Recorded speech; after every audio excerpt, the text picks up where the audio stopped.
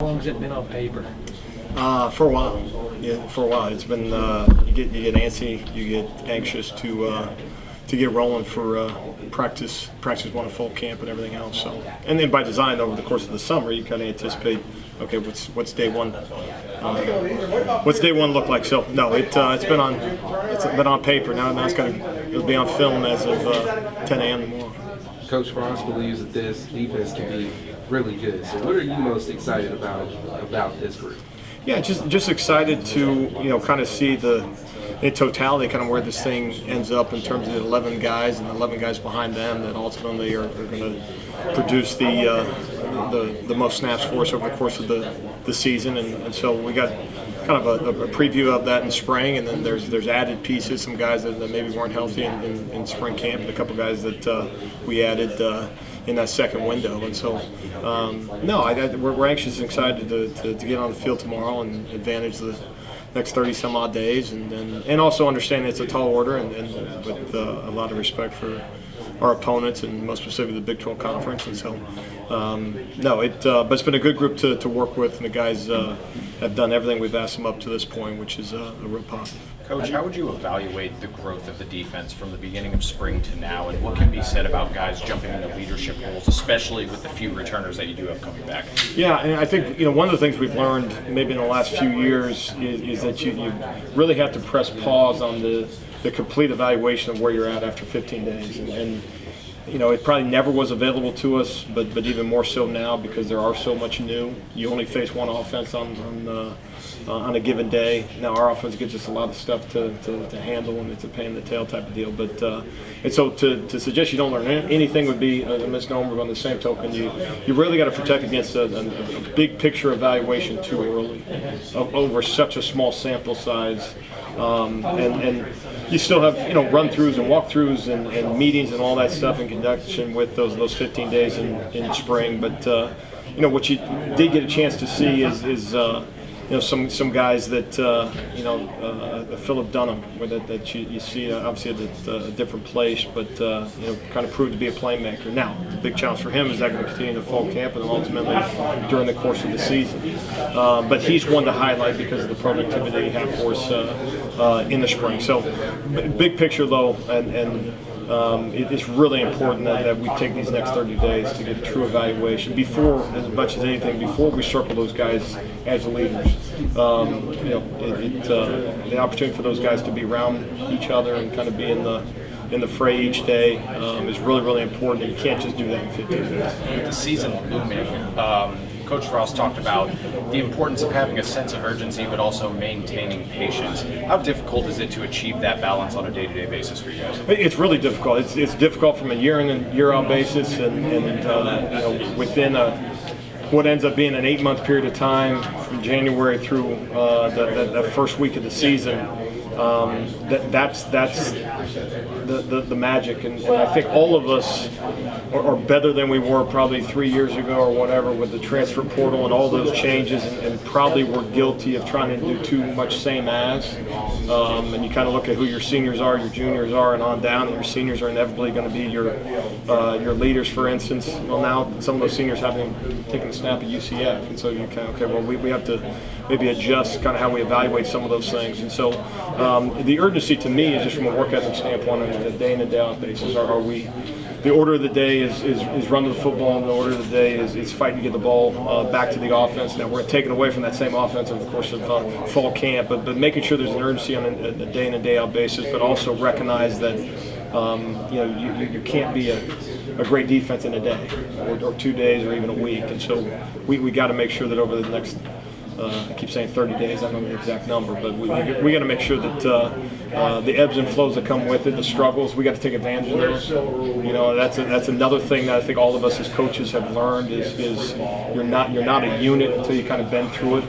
And I mean, been through the hard stuff. And so we got to take advantage of that day that we're not at our best and our offense gets the upper hand, which I'm sure is going to happen. It may happen tomorrow. We got to make sure that we educate the guys and we learn through some of those things. So you're constantly looking at every which way that you can kind of build the team in a very short period of time. You may have hit on this a little bit already, but when your defense is truly clicking, what can fans expect to see?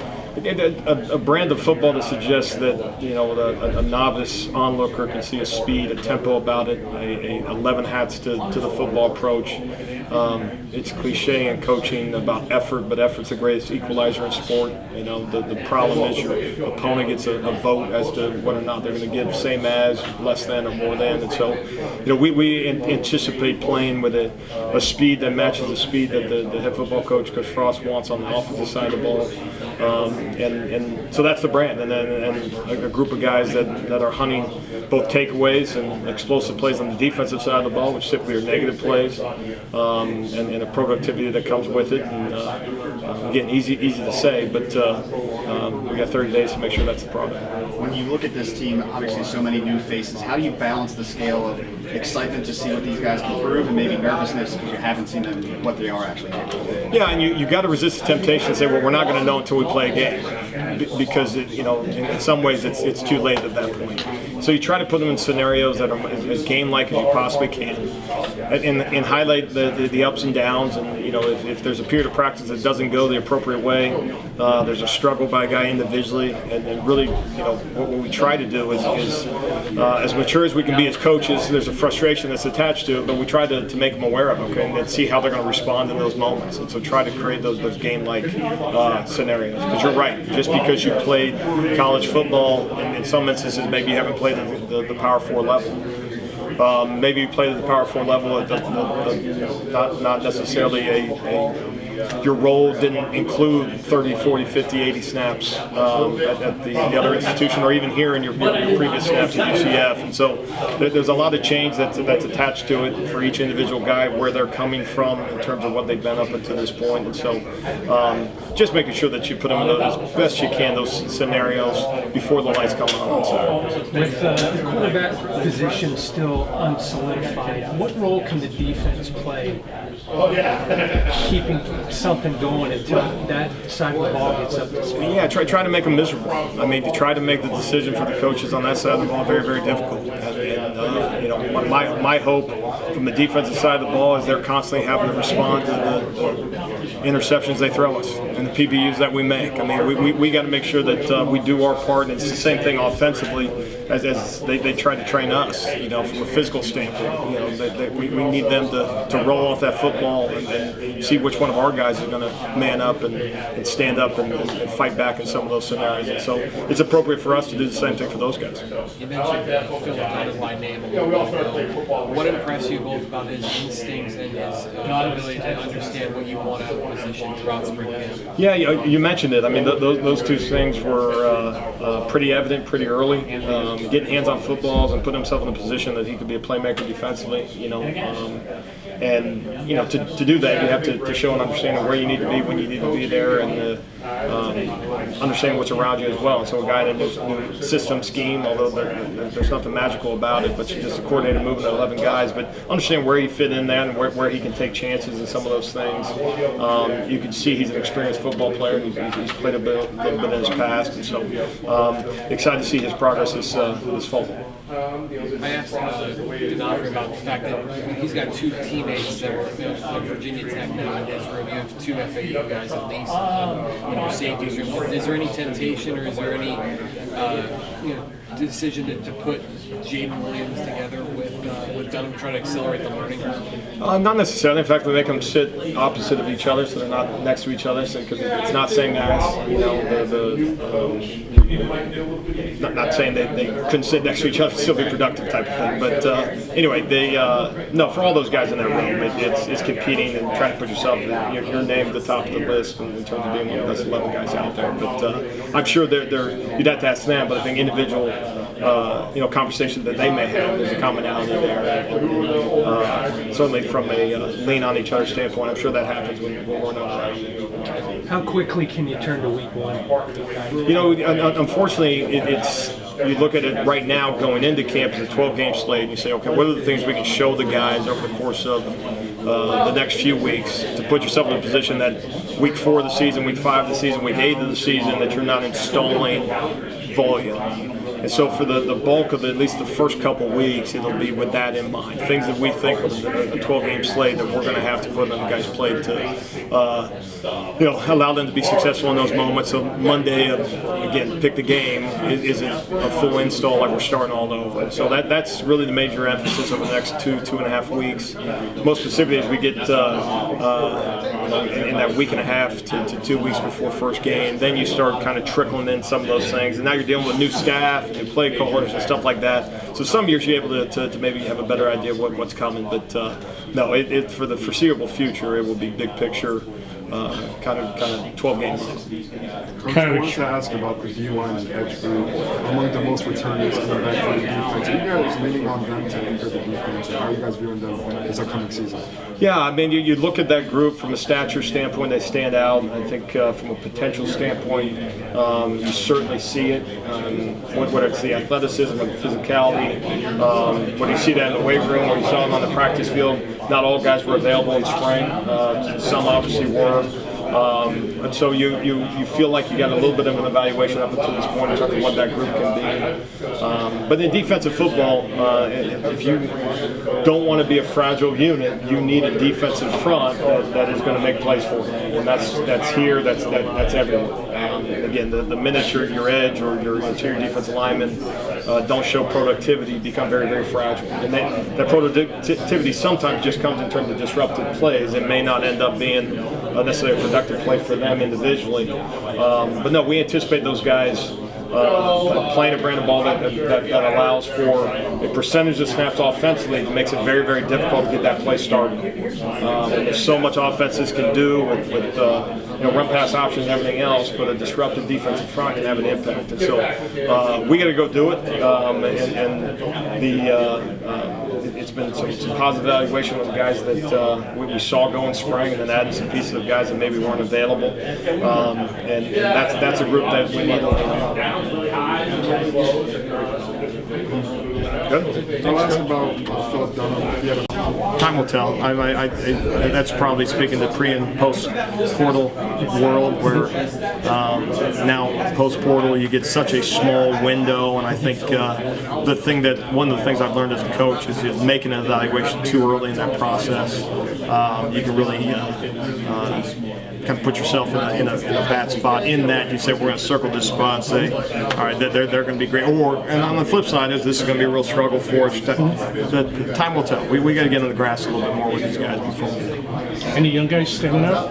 And they're probably similar in that way. And I'll be real honest with you. I don't know everybody's class anymore. Because with the transfer portal, everything is decided who's going to have an impact on the 2025 season. And so young and old, I'm not saying it is inconsequential, but it's a little bit different. I like to hear Coach Frost say that the best players are going to play regardless of class, because that hasn't always been the case.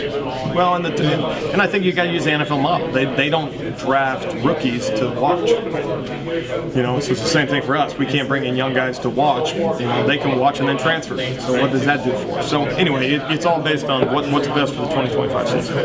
Now, in the landscape of NIL, I know it's like such a rabbit hole you could go into forever. But when you're looking for a guy in the portal, is it like loyalty to a school something that you would look for, or maybe ask a player about if you're looking to bring them to UCF? Yeah, and I think you'd like to think so. And the minute a guy gets in the transfer portal, obviously that inevitably means there's a disloyalty about it, which everybody enters for different reasons. It's really hard to get to the nuts and bolts or to the real reason maybe a guy ends up getting in it. Our big thing is finding those guys that have shared vision of what we want to get accomplished, and then individually what they want to get accomplished. And so at the Power 4 level, as you bring in guys to your roster, is you're looking at it through the lens of this is a guy that has aspirations to play on Sundays. Because if he does, that means then we can coach him that way. If it's a guy that just simply wants to be involved in college football and have an experience that way to be on a roster and some of those things, those are the ones that you got to. They're just looking for the next stop. You got to stay clear of those. And so I feel really confident in the guys that we brought in terms of their